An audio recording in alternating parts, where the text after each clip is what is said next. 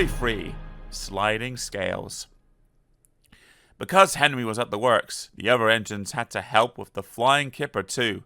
This is a special train of vans filled with boxes of fish, which goes to markets in London and other places on the mainland. James did not like the flying kipper.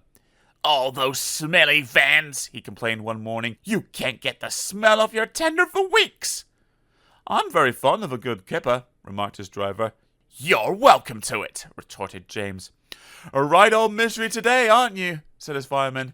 "You got out of the shed by the wrong door this morning, and no mistake. Now get a move on, or the Fat Controller will give you something to moan about." Groaning horribly on the curves, James went slowly down to the harbour.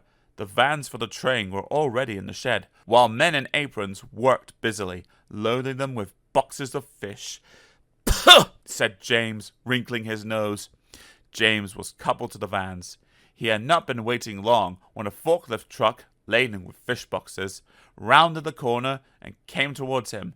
Another, hurrying away for a new load, came too fast in the opposite direction. The loaded one swerved to avoid the other one, and its heavy load shifted. 6 full boxes slipped from the pile and burst open on the rails in front of James. James closed his eyes in horror. "Ugh!" he shuddered. Broken fish and boxes lay everywhere. For once, James was right.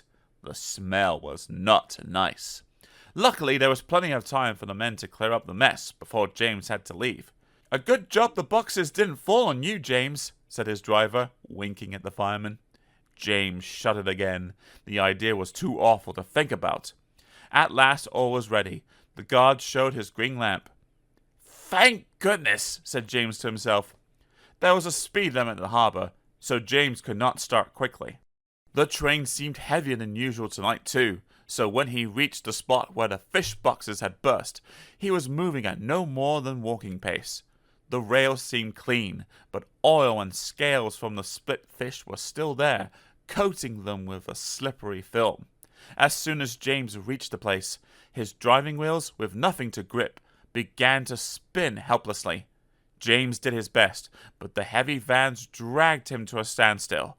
He found he could move neither forward nor back. "Fish!" exclaimed James in disgust. Men brought hoses and washed the rails. James grew very wet and uncomfortable. Then they put sand on the rails in front of each driving wheel, and James was at last able to move his train. He was very late, but at least he was off the fish quay. To say he was glad would be putting it mildly.